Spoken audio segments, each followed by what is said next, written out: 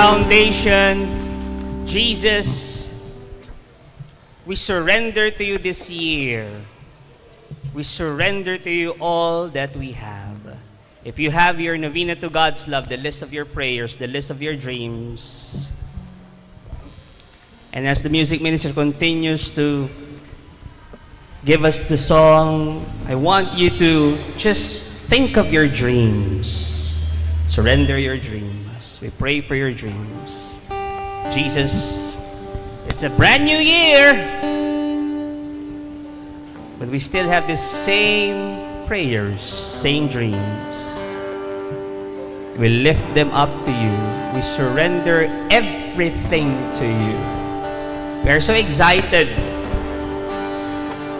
for these dreams. There will be times na may mga challenges, may mga struggles in achieving these dreams, but we always believe that we stand on a solid rock, on a solid ground, and that is you. That's why we are confident to declare today that all these dreams will come true. In Jesus' name we pray. Amen. As one family, na miss kong dasalin natin to, I want us to pray our family prayer at the feast. And as we pray this prayer, I want you to declare, absorb every word na babasahin ninyo, dadasalin nyo in this prayer. Are you ready? If you can stretch out your arms, if it's comfortable sa inyo, go ahead, stretch it out. And together we pray. Today, I receive all of God's love for me. Today, I open myself to the unbounded, limitless, overflowing abundance of God's universe. Today, I open myself to God's blessings, healing, and miracles.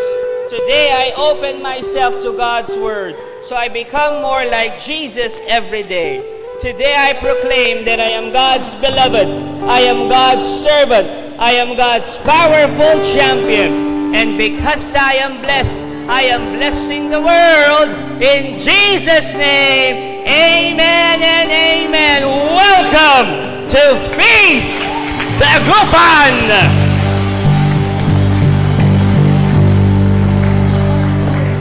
Tanong, nung New Year ba tumalon kayo? Sino sa inyo ang tumalon nung New Year? Taas ang kamay.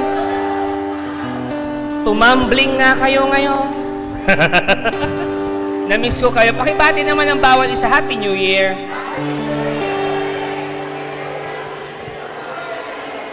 Today, as we start a brand new year, namiss ko kayo. 2 weeks din tayong nawala, 2 Sundays.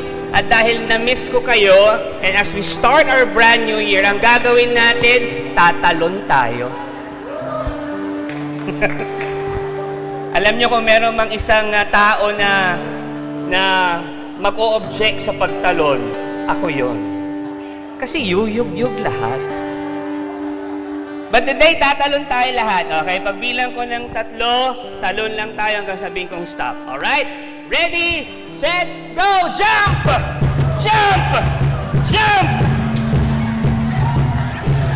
Okay, let's get the big hand! Tanong, nung tumalon ba kayo, may nangyari? Diba? Naramdaman nyo ba na tumangkad kayo? Nung tumalon kayo? Na-excite ba kayo? May mga tumatalon bang malungkot? Oh, wala, di ba? Pag tumatalon ka, masaya ka, good mood ka, good vibes ka, na-excite ka. Wala namang tumatalon na, ay, ang buhay ang pangit. Ay, problema na naman. Walang ganun. Walang tumatalon ng ganun. Di ba kapag tumatalon ka, ine-expect mo or iniisip mo may magandang mangyayari sa'yo. Kapag tumatalon ka, masaya ka. Di ba? I want you to jump again. But this time, as you jump, isigaw mo yung gusto mong ma-receive ngayong 2025. So, bawat talon, pera, ganun. Promotion. More clients. Oh, more kapugihan. Oh, more jowa. Oh, jowa.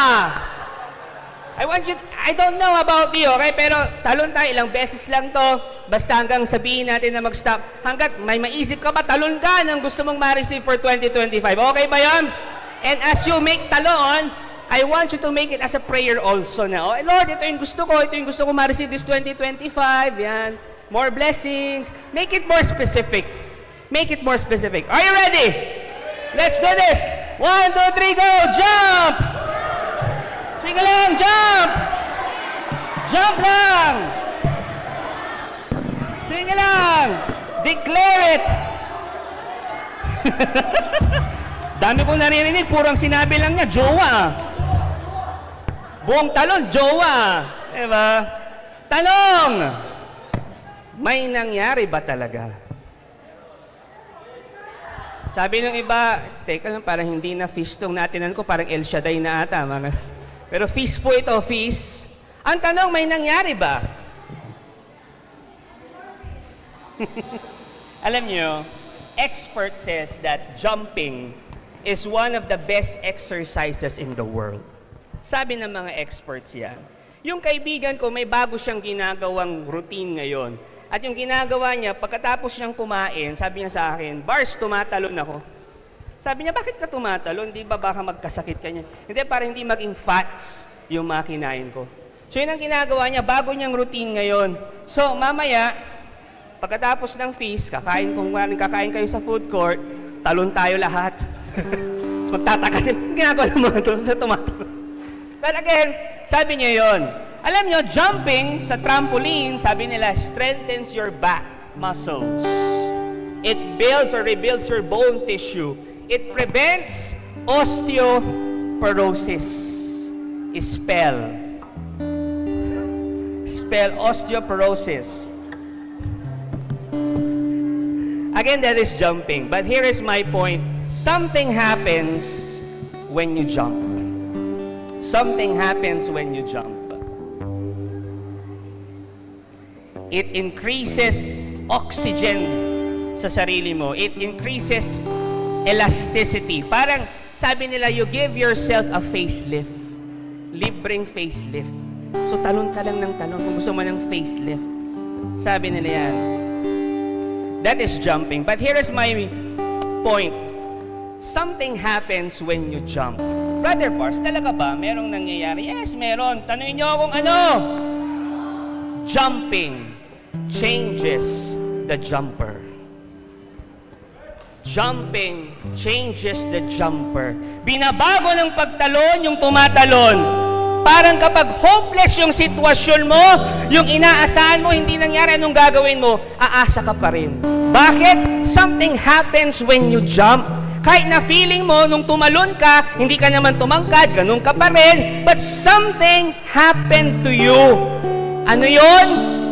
Tumitibay ka. Pakisabi sa katabi mo, tumitibay ka. At dahil tumitibay ka, naniniwala ka that this 2025, something great is going to happen to you. This is our tradition sa Feast Dagupan. Ang first feast natin of the year, lagi natin kinakanta to, that something great is going to happen to you. Sa mga first-timers, ganito lang po ang lyrics niyan, simple lang. Sasample lang ko kayo. Something great is going to happen to you this very day. This very year, something great is going to happen to you. Jesus is blessing your way. Yun lang ang lyrics niya. Tapos papalit-palitan natin ng you, me, and us. It's our tradition sa Feast Dagupan. We usually declare that song that something great is going to happen. Are you ready? Let's do this. We sing. Something great is going to happen to me. this very day, this very year, something great is going to happen to me. Declare it. Why? Jesus is blessing my way. Tingin ka sa katabi, yung me palitan natin ng you, para mo siyang pinagdadasal. 1, 2, 3, go! Something great is going to happen to you! Bakit? This very day, this very year, something great is going to happen to you. Jesus is blessing your way. And one more time, last time, we declare that something great is going to happen to us. 1, 2, 3, go. Something great is going to happen to us. Declare it today. This very day, this very year, something great is going to happen to us. Jesus is blessing our way. Amen. Let's give the Lord a big hand. Believe in that something great is going to happen to your life this very day, this very year. Why? Ask me why. Because God loves you. God loves you. Upo muna tayo, mamaya patatawin ko ulit kayo. Kasi alam ko napagod kayong tumalon. Welcome to our special New Year talk entitled Jubilant this 2025. Pakisabi nga ulit. O, yung ramdam ko naman na jubilant kayo. 1, 2, 3, go! Anong ibig sabihin ng jubilant? Triumphant, joyful, yan, jubilant. We declare na 2025 is a jubilant year for us. Kahit na alam natin may mga darating na problema, we always declare that. Because God is with us. Amen ba tayo dyan? Pwedeng magkwento. By the way, bago ako magkwento, okay lang sabihin sa inyo yung one big powerful message natin. Our one big powerful message is this: panalo ka na. Hindi nyo narinig? Panalo ka na. That's our one big powerful message today. Paki-appear ang 7 tao, sabihin mo sa kanya, panalo ka na! Panalo ka na! Pwedeng magkwento? Okay lang magkwento? Pilitin nyo man ako, sabihin nyo, sige na, Pogi. Merong isang matandang lalaki, 90 years old. Okay na tayo? Yung music natin. Salamat. Palapakan naman natin yung music ministry. Happy birthday. Meron isang matanda, mga 89, 90 years old, mahilig siyang tumaya ng loto. Sino sa inyo tumataya ng loto? Itaas ang kamay. Walang gustong magtaas. Sige. May isang lalaki, gustong-gustong tumataya ng loto. Buong buhay niya tumataya siya ng loto. And then, alam niyo yung meron siyang inaalaga ang numero. Familiar kayo sa ganon? Oh, alam ko yung mga tumataya ng loto kasi yes! Diba?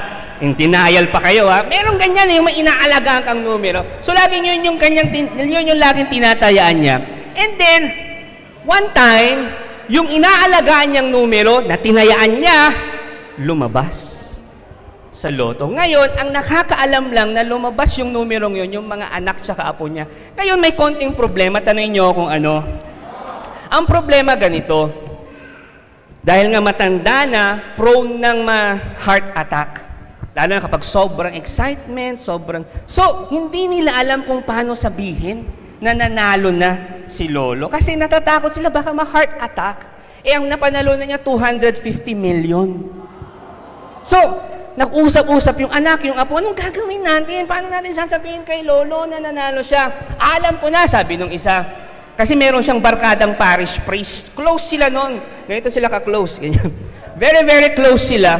And then, pwede natin kausapin, baka pwedeng siya ang magsabi na nanalo si Lolo. ng 250 million. So ganun ang ginawa nila, pumunta sila doon sa parish priest. Pagpunta nila sa parish priest, Father, hingi sana kami ng pabor. Ano yon? Kasi po yung lolo namin, nanalo sa loto, natatakot kami sabihin kasi baka atakihin sa puso, ma-excite. Hindi namin alam kung paano, dahil close na kayo, baka meron kayong alam kung paano sabihin na nanalo siya. Magkano ba napanalunan niya? 250 million. Okay, sige. Sabi ng pare, sige, tutulong ako. So yung pare pumunta doon sa lolo, kay lolo, and sabi niya, Lo, kamusta na po kayo? Sabi nung lolo, ito Father, okay naman, sumasakit na yung likod, sumasakit na yung tuhod. Minsan di na ako makatayo. Pero alam mo Father, tumataya pa rin ako ng loto. So, nung tumataya siya, okay, ganyan-ganyan. Sabi nung pare sa kanya, Father, sabi nung pare sa kanya, Lolo, may tanong ako sa iyo, paano pag nalaman mong nanalo ka sa loto? Anong gagawin mo? Sabi nung lolo, alam mo kasi Father, sabi ko nga matanda na ako. So, may mga times talaga na parang feeling ko tapos na yung buhay ko sa mundo, wala na akong pangarap. Pag nanalo man ako sa loto, ang gagawin ko, i-donate ko sa simbahan. Yung pare yung na-heart attack. Again, sabihin mo sa kadami mo, panalo ka na! I declare more of that. Please declare more of that this 2025. Sabihin mo ulit, panalo na ako. I want you, gusto ko yung mas personal, panalo na ako. Brother Bars, kanina mo pa sinasabi yan na panalo ka na, panalo na ako, pero saan? Anong ibig mong sabihin? I want you to declare that as we start the year, dapat alam mo na panalo ka na. Bakit? Alam mo kung bakit? Ang sagot doon sa kinanta natin kanina. Because something great is going to happen to you. Kaya panalo ka na. Sige nga pa, may nangyari sa'yong maganda, talo ka? Panalo ka na because doon sa kinanta natin kanina. That's why, gusto ko mamaya, ulit-ulitin mo, sabihin mo sa sarili mo, panalo na ako. And isa lang yan sa mga rason kung bakit panalo ka na. Mamaya, mas lalaliman pa natin yan. But again, I want you to declare ng paulit-ulit, sabihin mo sa sarili mo, panalo na ako. Paglabas mo mamaya sa City Mall, panalo na ako, panalo na ako, panalo. Sumakay ka ng jeep, panalo. Bayad, panalo na ako. Mga ganon, declare it, panalo ka na. It's so important na ganon ang mindset natin as we start the year. Importante yon.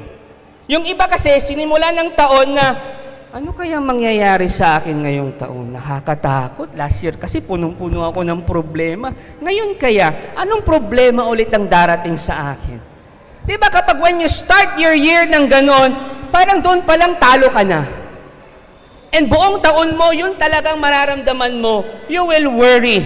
Punong-puno ng fears. Puro na lang ang nakikita mo, problema. Hindi mo nakikita yung blessings mo. Kapag inumpisahan mo ang taon na, 2025 lamat, balong taon lamat, anto kasi problema lamat natin na taon.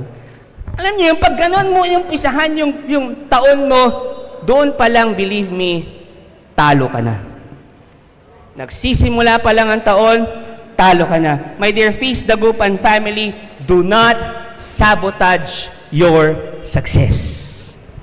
Do not sabotage your success. Yung takot na nararamdaman mo para sa taon na to, ito yung problema mo, yung mga worries mo, huwag mong hahayaan na sila ang magdikta ng taon mo. Why? Ask me why. Huwag mong palagpasin to, importante to. Because this year is the year of our Lord. And every year is the year of the Lord. Amen ba tayo dyan? It's the year of the Lord. And because it's the year of the Lord, this is also your year. Meron ako nakita sa Facebook, sabi niya, 2025, akin ka. Sabi ko, wow ha, sinolo mong 2025, mag-share ka naman. This 2025 sa atin because this is the year of the Lord. Yung iba, sa takot nila, nagpaputok sila nung bagong taon para umalis daw ang malas. Paano kung ikaw yung malas? Nagpaputok ka para maingay. Nagpa-revolusyon ka ng muffler mo. Gaganon-ganon ka. May nakita ko sa Facebook, talagang ganon. Yung gusto niya magpasikat, ganon-ganon niya. Yung ano niya, tambutso niya, lumiyab. Trending yan ngayon. Gustong magpasikat, hindi lang siya sumikat. Sumiklab pa siya. Diba? Nagpaputok ka kasi gusto mo nang maingay para umalis ang mga masasamang espiritu, quote and quote. Bakit ka pa magpapaputok para lang magingay? Nandyan naman si nanay. Sagot na daw niya ang bagong taon. Yung buong pain sa bagong taon. Buong taon pa yan, di ba? Pero mahal ko ang mga nanay natin. Baka mamaya, abangan ako sa labas mamaya eh. Today, I encourage you to aim from the wind, not for the wind. Malaki yung pagkakaiba niyan. You aim from the wind, not for the wind. Minsan kasi tayo, we aim for the wind. So kapag when we aim for the wind, meron mga struggles, feeling mo talo ka na. But when you aim from the wind, alam mong panalo ka na, bang! It adds confidence. That's why I want you to declare panalo ka na. Ito, science to. All of us na nandito, bago pa tayo panganak, panalo na tayo. Bakit? Ano niyo kung bakit? Sa milyong-milyon pa na lumangoy papunta sa egg cell ng nanay mo, ikaw ang nanalo. O di panalo ka na. Aim from the win. Lagi mong tatandaan yan that you are a winner. Pakisabi sa katabi mo, you are a winner. Jubilant is 2025. Bakit yan ang title ng special talk natin ngayon? Tanong niyo kung bakit. Perhaps most of you know this na nagsimula na po ang Jubilee year natin. The church is celebrating Jubilee ngayong taon. Ang Jubilee po nangyayari kada 25 years. The last extraordinary Jubilee natin nangyari year 2000. Ang theme song noon, it's the time of the great Jollibee. Baka naman. It's the time of the great Jubilee. Di ba? Yung ordinary Jubilee po na tinatawag natin, nangyayari yan every 25 years. And then yung extraordinary, kapag mayroong special occasions, yan. Extraordinary Jubilee. Pero sa Diyos, walang ordinary o extraordinary Jubilee. Lahat extraordinary. Bakit? Regalo yan ng Diyos sa atin. Mahal tayo ni Lord. And the theme of our Jubilee year today is this, Pilgrims of Hope. Papansin nyo lahat ng parokya natin ganyan. It's Pilgrims of Hope. Yan ang ating theme. And this year, we are being called to give hope sa iba, sa ibang tao at sa sarili natin. Yung hope na galing sa Diyos, kaya sabihin mo uli, panalo na ako. At dahil panalo na kayo, may I invite everyone to please stand. Friends, let's honor the Word. This is the Word of God that tells you, panalo ka na. Panalo ka na. Panalo ka na.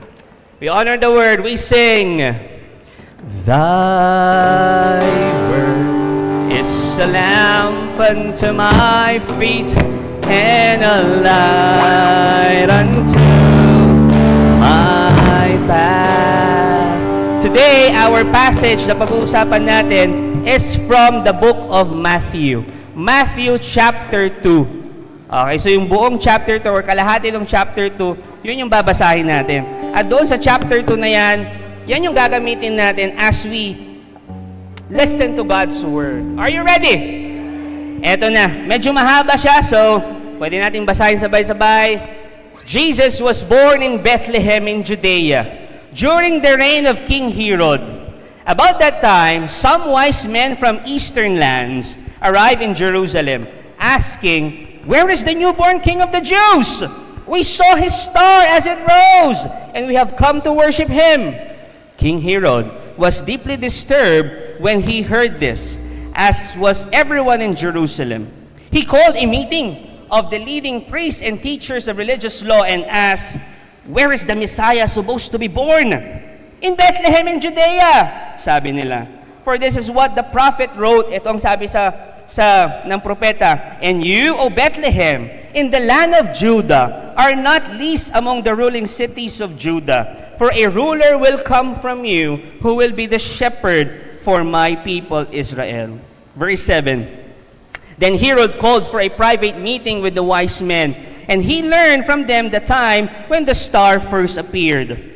Then he told them, go to Bethlehem and search carefully for the child, and when you find him, come back and tell me so that I can go and worship him too. Wedding. After this interview, the wise men went their way, and the star they had seen in the east guided them to Bethlehem. It went ahead of them and stopped over the place where the child was. When they saw the star, they were filled with joy. They entered the house and saw the child with his mother, Mary, and they bowed down and worshiped him.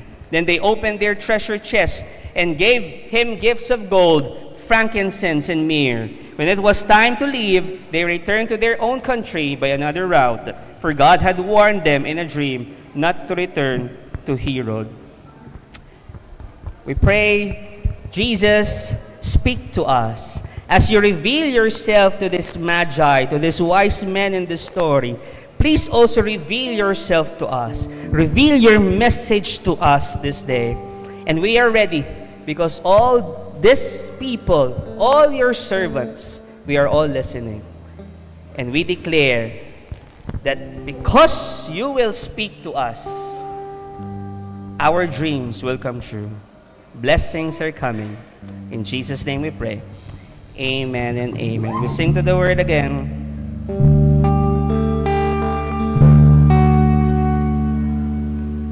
Thy word is a lamp unto my feet and a light unto my path.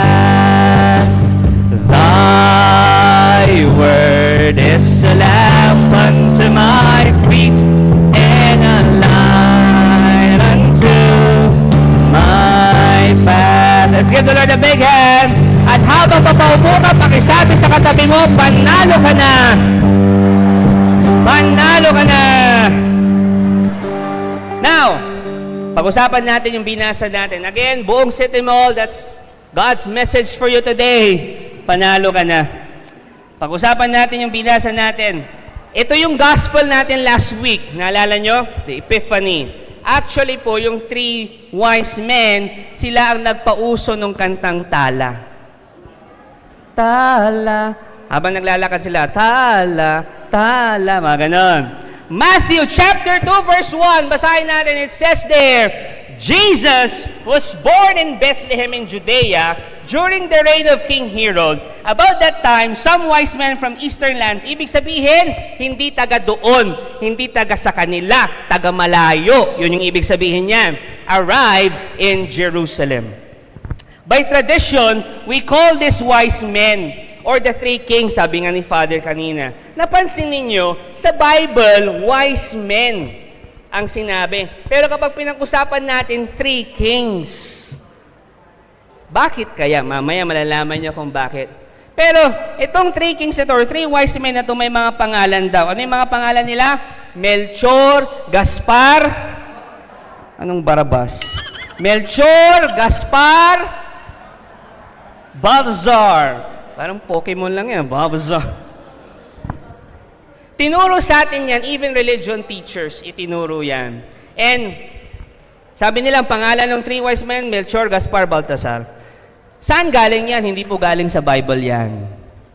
Galing po yon sa ancient manuscript from Alexandria written noong 500 AD na yun daw yung mga pangalan ng three wise men. May ilang, kapag tinanong, anong pangalan ng three wise men? Mga Gumburza, Gomez, Burgos, Zamora, mga ganyan. Worst, Tito, Vic, and Joey, gaganon pa sila. Pero ang pangalan daw nila ay Melchor, Gaspar, Balthazar. Minsan nalilito tayo, ang tawag natin sa kanila three kings. But if you will read the Bible, they are called three wise men. Bakit three? Tanong niyo kung bakit? Because of the three gifts na binigay nila. Pero walang nakasulat sa Bible na tatlo sila. Tama? Pero bakit tayo nag-assume na tatlo? Asumero tayo, di ba? Bakit tayo nag-assume na 3? Because of the 3 gifts na binigay daw nila. At ano yung mga regalo nila? Gold, myrrh, and next slide. Charan! Okay, frankincense. Frankenstein sana yung papakita ko. But anyway, gold, myrrh, and frankincense. Yan yung 3 ibinigay nung 3 wise men. Also, Matthew did not say that they are kings. Hindi niya sinabi yun. Okay? Naging kings ang tawag sa kanila because, listen to this, it's a catchy phrase for VIPs and dignitaries. So kapag VIP ka, dignitary ka, ang tawag sa'yo hari, king. Kaya nasanay tayong 3 kings sila. But technically, they are magi's, 3 wise men. Especially when they reflected the prophecy sa Old Testament about the Messiah. Ang sabi doon sa Psalm 72:11, basahin natin, yes, all kings shall fall down before Him, all nations shall serve Him. Kaya, nag-decide sila na 3 kings ang itawag sa kanila. Pero ang totoong tawag sa kanila ay magi. Magi. Sabihin nyo nga, magi. In Greek, he used the word magi that refers to the Persian priests and scientists na expert sa astrology. Kaya magi. Kaya nga tala, star, tala, tala, tala. Gagano'n pa yan eh. So, kaya nga, star ang nag-guide sa kanila kasi astrologer sila. Ngayon, yung astrology, science yan. Pero ngayon, pag sinabi mong astrology, nosebleed ka na. Paano na itong mga strange people na galing sa malayo, hindi taga doon, pumunta to worship Jesus? Eto na. Ito po ang point ni Matthew. Wala po kayong mababasa na 3 wise men kay Luke, kay Mark, kay John. Wala. Mababasa nyo lang yung story ng 3 wise men sa binasa natin kanina. Sa Gospel of Matthew.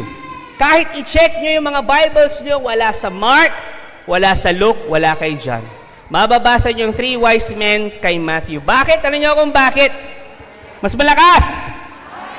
Kasi kay Matthew, he presents Jesus as the universal Savior. Ang tema ng buong Gospel of Matthew, sinasabi ni Matthew, Jesus is a universal Savior. That's the whole theme of the Gospel of Matthew. Now, nung sinulat niya yon, ang goal niya ay para sabihin dun sa mga nagbabasa na si Jesus ay para sa lahat. Para sa all. Hindi lang para sa Hudyo. Take note also, okay, ang main audience niya dito, mga Jews, Hudyo. Because itong mga Jews, Hudyo, they thought, and of course, yun naman yung sinabi, they were the chosen people of God. Remember? So they thought na kami lang, exclusive lang sa amin. But Matthew is telling sa buong gospel, ang Diyos for all. Para sa lahat. Siya ay para sa lahat. Yun ang goal niya. Matthew is telling us that no matter who you are, kahit sino ka pa, pumayat ka man o hindi, parang ito. In 2 months, I lost 2 months. Pumayat ka man o hindi, yung iba ngayon lang nag-click. Late. Pumaya ka man o hindi, babae ka man o lalaki, nagsisimba ka man o hindi, umaattend ka man ng feast o hindi, Jesus is for you. Para sa iyo. No matter where you come from, no matter what background you have, no matter whether you're educated or non-educated, mahirap, quote-unquote, mayaman, sikat, hindi sikat, religious, non-religious, sinful, santo, Matthew is saying, you need Jesus. Yun ang sinasabi niya. All of us. Astigin ka mang tignan, na minsan nakukornean ka sa church, Matthew is telling you, man, you need Jesus. You need Jesus. Banal ka man o makasalanan, kailangan mo si Jesus. Pakitapik nga yung tao sa paligid mo, sabihin mo, you need Jesus. Kailangan mo si Jesus. Ipagpatuloy natin yung verse. Verse 2. Yung wise men, tinanong si Herod, where is the newborn King of the Jews? Sabihin nyo nga, King of the Jews. We saw his star as it rose and we have come to worship him. Ito, pansinin nyo po the next time, the phrase King of the Jews, mababasa na natin yan sa bandang dulo. Saan? Sa crucifixion. At saan nakalagay yung King of the Jews? Nakapako doon sa krus. Ang sabi doon, INRE. Ano ibig sabihin ng INRE? Yung sasabihin, Ilocos Norte Region 1, It's the King of the Jews. So, yung phrase na yan, after how many verses pa natin mababasa ulit? Mababasa natin sa crucifixion. But the striking part of the story ay ito. Ito po yung medyo nakakagulat. Kunwari nga, nagulat kayo, 1, 2, 3, go! Ha? Ito yung nakakagulat. Kung ikaw ay isang Jew, kung ikaw ay isang Hudyo, tapos binasa mo ito, take note, para sa'yo to, di ba? Ikaw ang main audience si Matthew. Pag ikaw ay isang Hudyo, ikaw ay isang Jew, tapos binasa mo ito, it's a scandal. It's controversial para sa'yo. Bakit? The Magi, the wise men, the three kings, they are not Jews. They are Gentiles. Ibig sabihin, second-class citizen lang. Remember, the Jews are the chosen people of God. Tama? And i-reveal daw, sinasabi niya na, teka, yung Magi ang unang pinagsabihan, hindi yung chosen people of God, yung mga second-class citizen lang. Controversial sa kanila yon. Nasusundan niyo, ho? Brother Bars, bakit scandal yun? Kasi po, ang unang sinabihan ng mabuting balita na ang Diyos ay ipinanganak na hindi mga Hudyo. Ang unang sinabihan, Gentiles, mga second-class citizens lang. The Gentiles, ito pang pinaka-nakakagulat, ano nyo kung ano? The Gentiles, nung sinabihan sila na, uy, napanganak na yung Messiah. Ito pang mas nakakagulat, they responded. Hinanap nila. Nasusundan nyo ako? Yung Book of Matthew, ang main readers niya, ulitin ko, mga Jews. And nung nabasa ng mga Jews ito, nasaktan at nakurot ang spiritual pride nila. Alam yung tipong, teka lang, Hudyo kami, di ba? Chosen people kami. So dapat kami yung unang sabihan. Pero bakit Gentiles ang unang sinabihan? Nasusundan nyo? So nakurot yung spiritual pride nila. The Magi, o kung ano man ang tawag mo sa kanila, three kings, praise, scientists, they were all Gentiles. Mga pagano, pagans. Actually, yung mga Hudyo, ang tingin nila sa Gentiles, 10 times lower them. So mababa ang tingin sa mga Gentiles ng mga Jews. Parang ganito. The Jews believed that they were so close sa Diyos. Ganito sila ka-close sa Diyos. Yan ang paniniwala ng mga Hudyo. So lahat ng sasabihin ng Diyos, dapat sa kanila muna. Kasi nga daw close sila. Yan ang paniniwala ng mga Hudyo. Okay? And the Gentiles, and yung mga Jews, in-invite pa niya sila na to live on the house of God. Yung mga Gentiles nasa labas. I want you to imagine that. Now, yung paniniwala nila ganito, kapag titignan nyo yung templo nila, merong 4 na courts yan, or 4 na level. Parang ganito. Dito, yung court 1, ito yung level 1. This is for the priest only. Walang ibang makakapasok sa room na to, sa court na ito, sa level na ito. For the priest only. Na Jews, Hudyo.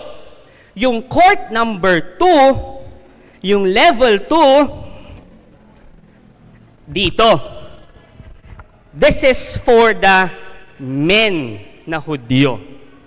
Okay? So, dito mga lalaki. Kasi nga po dati, hiwalay ang babae sa lalaki kasi ang tingin nila sa babae mas mababa, kahit Hudyo pa. Okay? Konting background lang. So, dito, Hudyo na lalaki. This is court number 2. Na-imagine nyo pa? After this door is court number 3. This is court number 3. Sino mga nandito? Mga babaeng Hudyo. That's court number 3. So court number 1 for the priest, court number 2 for the male na Hudyo, court number 3 for the female na Hudyo. Court number 4 is ang unang sasabihan yung mga nasa loob. Nasusundan niyo ako? Ang unang sasabihan, kaming mga Hudyo, kayo mga Gentiles doon sa labas. Hindi kayo dapat ang sabihan.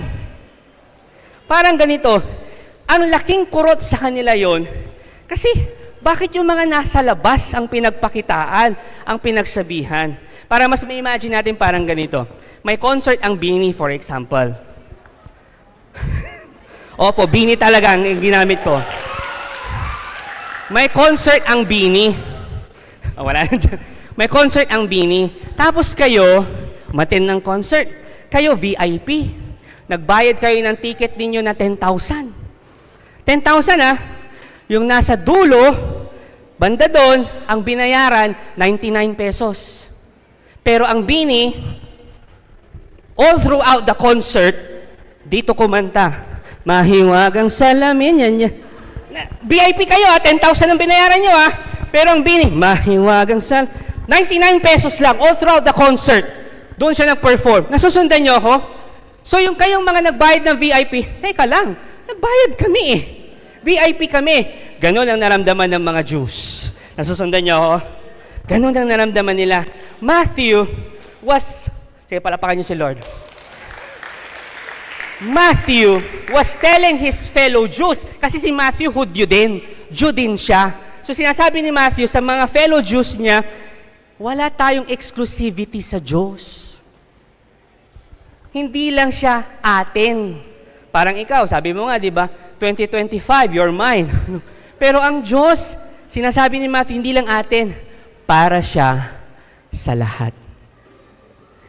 The Lord does not belong to us. We belong to the Lord. Malaking pagkakaiba yon. Huwag kayong exclusive. That's why you cannot find 3 wise men sa book of John. Kasi si John, meron din siyang different point na gustong sabihin. Di ba, katatapos lang natin ng Bible study sa John. Iba din ang gusto niyang i-present. Ganon din kay Luke. Bakit different point? Kasi different main audience. Nasusundan niyo ako? Now, my dear Feast Dagupan family, pwede pong mag-announce ng isang bagay. Tanungin niyo kung ano. Kailangan natin tong message na to. Bars, hindi naman ako Hudyo. Hindi naman ako Jew. So baka hindi para sa akin yan. My dear Feast Dagupan family, we need this message. Yung message ni Matthew, kailangan na kailangan rin natin. Why? Because we are all afflicted by spiritual elitism. Anong spiritual elitism? Sabihin nyo nga, spiritual elitism. Ang spiritual elitism, we always think that we are better than the others. Ako, umaatin ako ng fish, siya hindi umaatin ng fish Nasusundan niyo ako? Ako nagsisimba, siya hindi.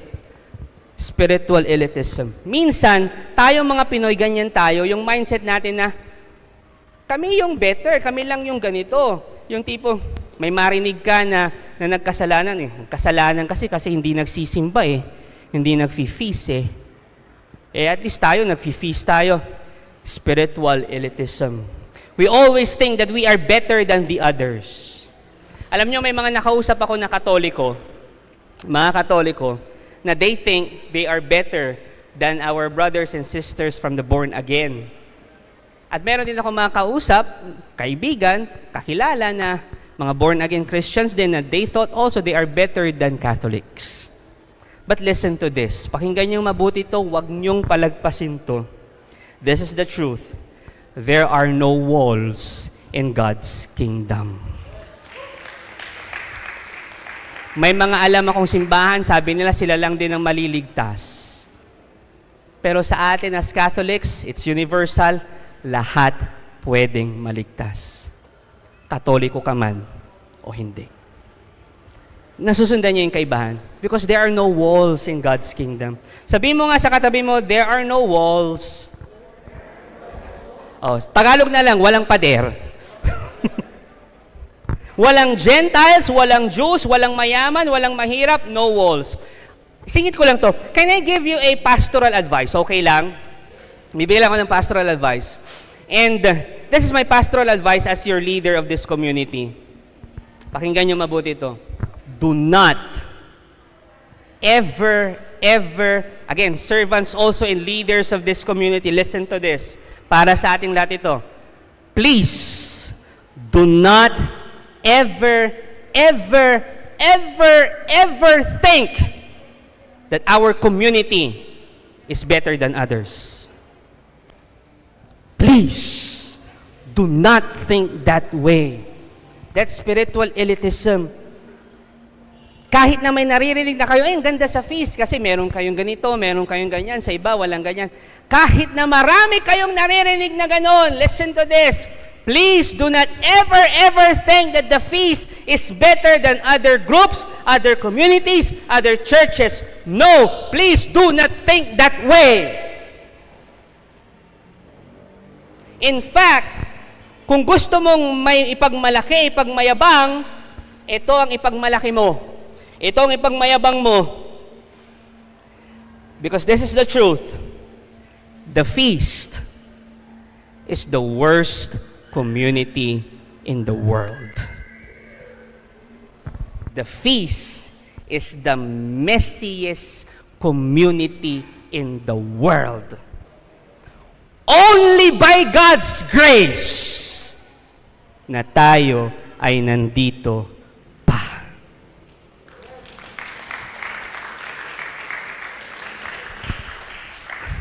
As your leader, ay naku, kitang-kita ko that the feast, ang dami pang, dagupan in particular, ang dami pang kailangang i-improve.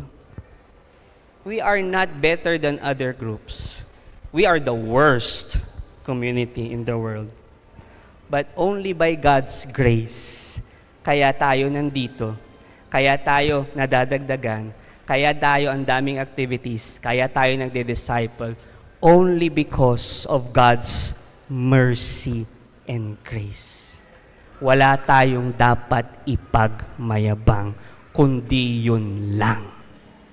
Kahit sabihin pa nila, ang ganda dyan, nakita ko, dami-daming sumasayaw, uy, si Brother Bryce, sumayaw na din, mga ganon. Sige lang, you say thank you, but again, do not ever think that we are better than the others. Dahil sa awa ng Diyos lang, wala nang iba. Tingnan mo yung katabi mo, buhay pa yan kasi sa awa ng Diyos. Tumataba pa nga. Understandable naman yan. So ipagpatuloy natin yung verse. Verse 3, ang sabi sa verse 3, King Herod was deeply disturbed when he heard this, as was everyone in Jerusalem. Now, King Herod, the Great, meron ding King Herod nung lumaki na si Jesus, di ba, yung crucifixion. Pero yun, anak na lang niya yun. Ito yung tatay yung pinag-uusapan natin, King Herod the Great. Brother Bars, bakit King Herod the Great siya? Kasi ang dami-dami niyang nagawang magagandang bagay doon sa place niya. Ang dami niyang binild na mga buildings at ang pinakasikat at pinaka-ultimate na binild niya ay yung Jerusalem Temple. That's why, pwede naman natin siyang tawaging Herod the Great kasi ang ganda ng reign niya. Pero alam nyo, si Herod had a dark side. Ano yung dark side niya? He was so insecure. He will kill anyone na gustong maging hari at palitan siya. Alam mo yung tipong kumakain ka sa Jollibee, for example. Tapos, nagkabiruan kayo. Well, alam mo, parang gusto kong maging king, gusto kong maging hari. Tapos narinig yon ng soldier niya o narinig niya mismo, maya-maya, bago ka pa lumabas ng Jollibee, patay ka na. Ganon siya ka-insecure. So, kapag alam niyang gusto mong maging hari, gusto mong maging king, papatayin ka niya. In fact, brother-in-law niya, mother-in-law niya, pinatay niya. Even his favorite wife, Brother Bars, bakit favorite wife? Because King Herod had 10 wives. So isa doon, favorite niya. Kahit yung paborito niyang asawa, pinatay niya. Mga kaibigan niya, cousins niya, uncles niya, pinatay niya. Pati rin yung 3 anak niyang lalaki, napapalit sa kanya, kasi narinig niya na parang gusto na nilang maging hari, pinatay niya. Basta malaman niya na gusto mong maging hari, papatayin ka niya. Meron time na inassassinate siya, nabuhay, tapos yung 10 na grupong yun na nag-assassinate sa kanya, pinatay niya at hindi lang sila, pati anak at asawa nila, pinatay niya. Ganon ka-insecure si King Herod. At meron pang isa, nung siya ay malapit nang mamatay, sabi niya doon sa kapatid niya, alam ko pag namatay ako, maraming matutuwa, maraming ngingiti, maraming sasaya. Kaya ganito ang gagawin mo, sabi niya. Lahat ng mga sasaya, ikulong mo. O yung sa tingin mo lang, tingin ko nasasaya, ikulong mo lahat. Tapos kapag namatay na ako, patayin mo rin sila. Para pag namatay ako, walang masaya. Nasusundan niyo ako? Ganon siya ka-insecure. Pero thank God, hindi naman sinunod yon ng kapatid niya. Now, alam niyo si Herod was a bully. And listen to this, all bullies are insecure. Lahat ng bully, insecure. That's why whenever I give some recollection sa high school and may mga topics na bullying, I always say this, all bullies are insecure. And si Herod, he built so many things. Pero deep inside, yung puso niya is wounded, sugatan. His ego is wounded. Meron po akong tanong sa inyo, singit ko lang ito, and think about this. Is there Herod in your heart? Is there insecurities in your life? Are there insecurities in your life? You ask yourself, baka may King Herod dyan sa puso mo ngayon. You see, insecurity is a lethal poison that will destroy you and destroy the people you love. Kahit na kamag-anak mo pa yan, masisira mong buhay nila.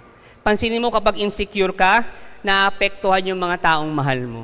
Naalala ko meron yung isang nanay, napaka-insecure niya kasi doon sa anak niya, sabi nung anak niya, Ma, meron po akong girlfriend, papakilala ko po sa inyo. Hindi pa nakikilala ng nanay, ang sasabihin niya na kaagad, hindi, bruha yan. Sa kahit Miss Universe pa yan, bruha yan. Nasusundan niyo ako? Kung insecure siya. You may not kill them physically, but you harm them in other ways. You will push down their dreams. Sisirain mo yung reputasyon nila. You will point to their weaknesses. Maiinggit ka sa success nila. You will be miserable kapag masaya sila. Insecurity. My prayer is that you will remove your insecurity sa buhay mo. Paano? Tanong niyo kung paano. Follow the right king. Not Chow King, nandiyan. But follow the right king. And who is that king? Jesus. You need to follow Jesus para mawala yung insecurities mo. Pagpatuloy natin yung kwento.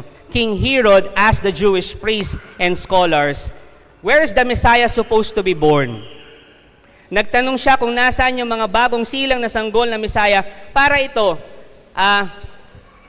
Nung time na yon, gusto niyang tanungin kasi not really to worship the Messiah, pero ang goal niya talaga is to kill the Messiah. Kasi nga insecure nga siya, tapos magiging hari daw eh. So kailangan ko siyang patayin. So nagtanong siya doon sa mga magi, saan ba ipapanganak yung Messiah? So nagtanong siya, parang ito, nagtanong din.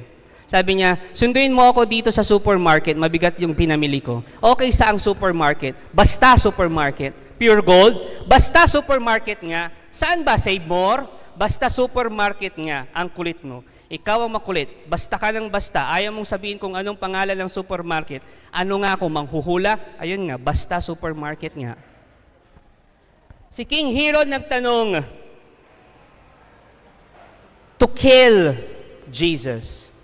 Pansin nyo, from the very start, baby pa lang si Jesus, gusto nang patayin. And they were successful after 33 years. In a sense, kasi pinatay nga nila si Jesus. Pero buong buhay ni Jesus gusto na siyang patayin. Now, yung Magi, the kings, quote and quote, nagbigay ng 3 gifts. Ano-ano yung gifts nila?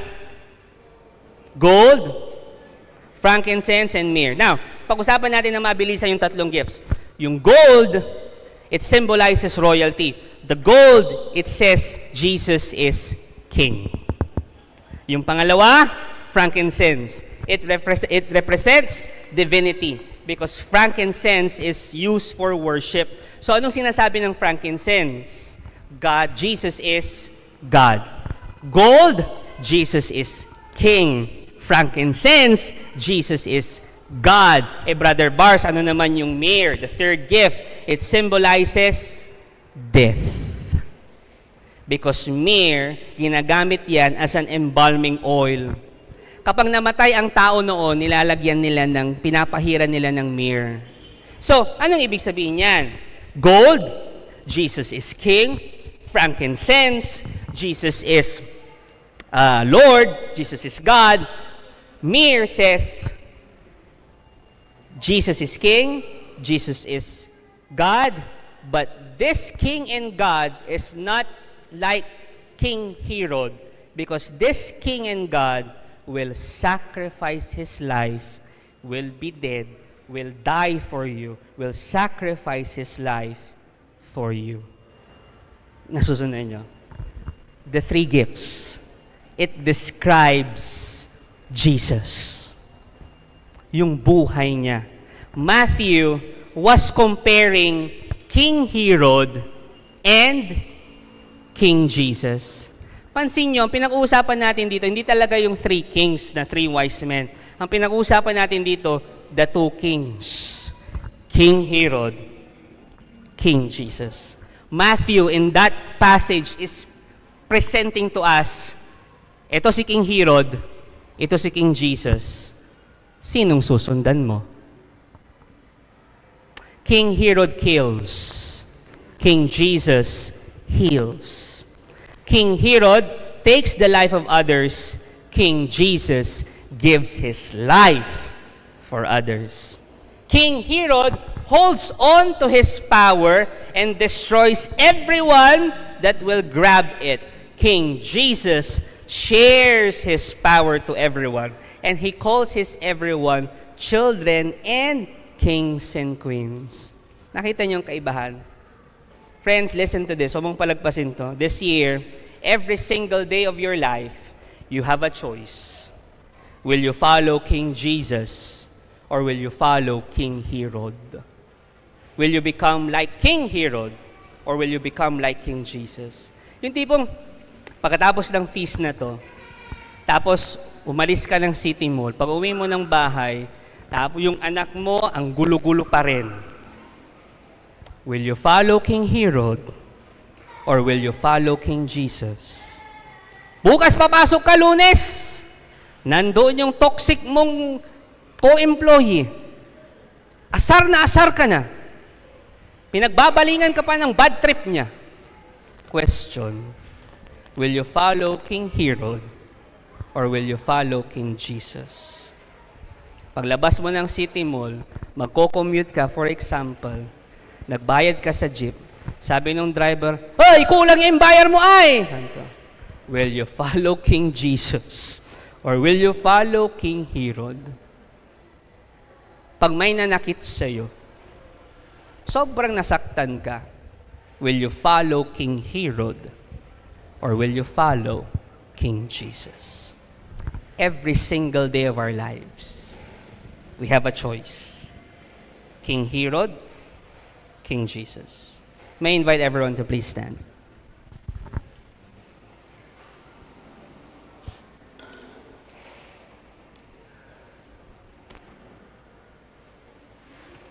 When you follow, listen to this.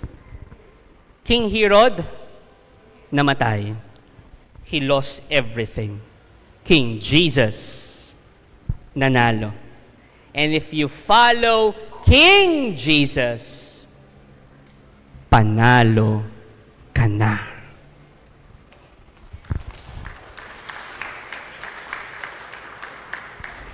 If you follow King Jesus in your life, panalo ka na. Kahit na ang dami-dami mo pang problema, kahit na you lost a battle, ang laki ng naging pinagdaanan mo last year, and this year hindi mo pa alam ang mangyayari, but when you follow Jesus, panalo ka na. Panalo ka na. Matik na yon. matik na yon.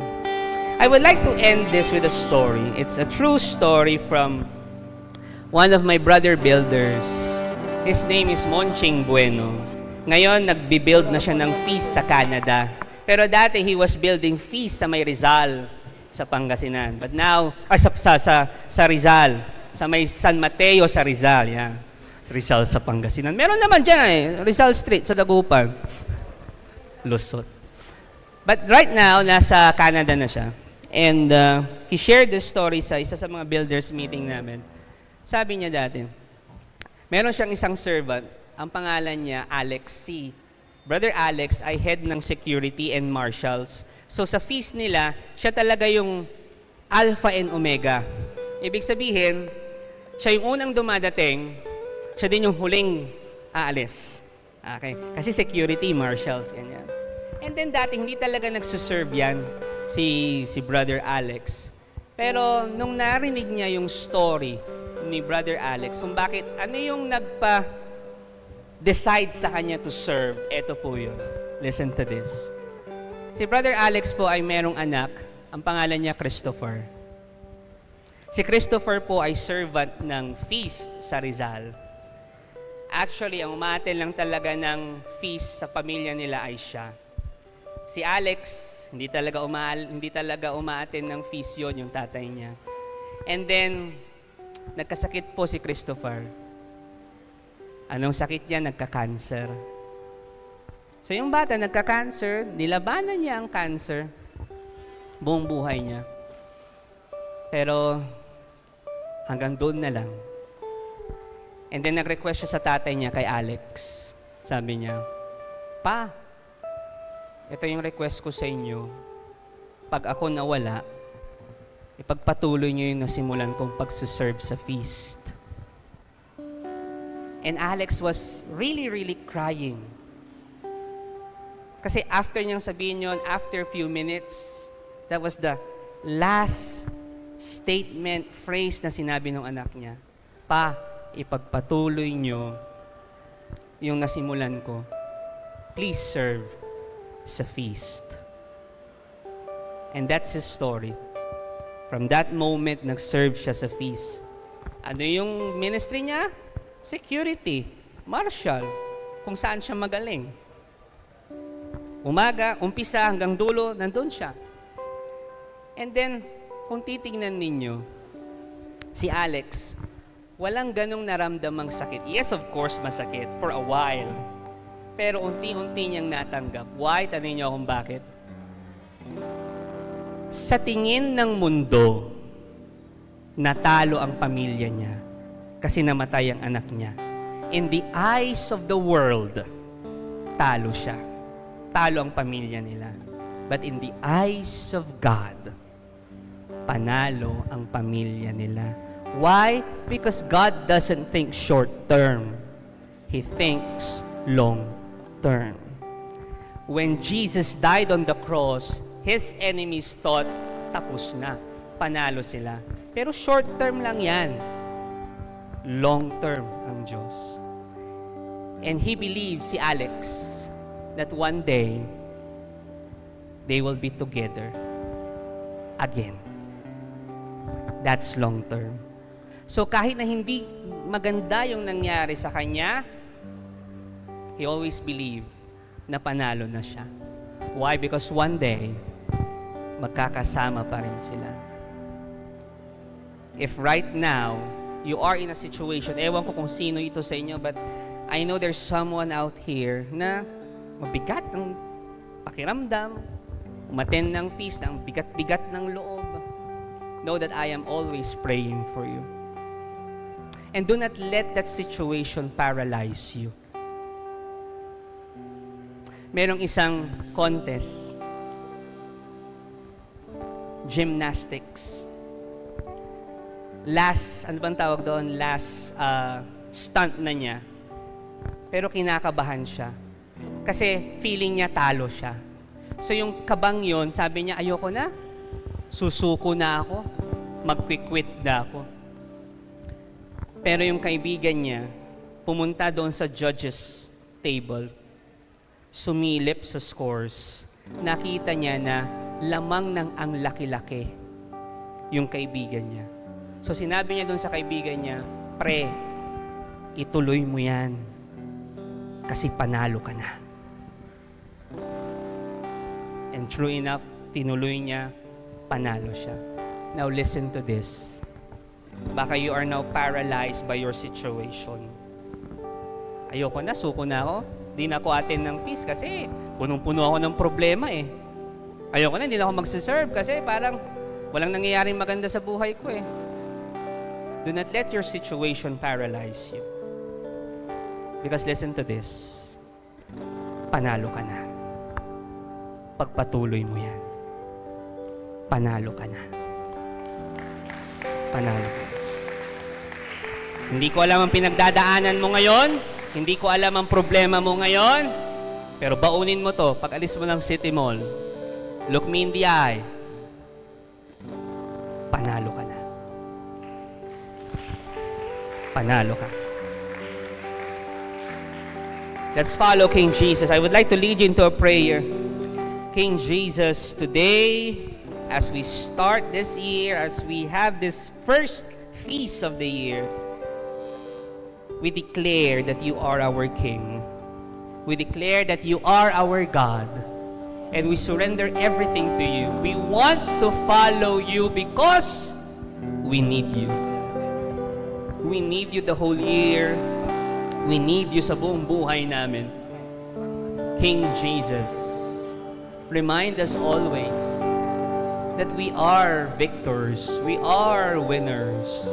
There will be struggles along the way in this journey, pero remind us always to aim from the win, not for the win. Remind us always that we are already winners because we follow you. That's why today, Lord, we surrender our life to you. If this is your first time, my dear brothers and sisters, to surrender your life to the Lord, know that Jesus is smiling right now, hugging you, and telling you, let's do this together. 2025, bring it on. And you will be confident to declare that blessings are coming, healing is coming, victory is coming. In Jesus' name we pray. In Jesus' name we pray. In Jesus' name we pray. We worship the Lord today. Thank you for watching. Be sure to subscribe to this YouTube channel para wala kayong ma-miss na video at live stream. Please also share this video to your loved ones, families, and friends. And do not forget that you can join us here live sa Feast Dagupan. God bless you all more. Mama Mary loves you.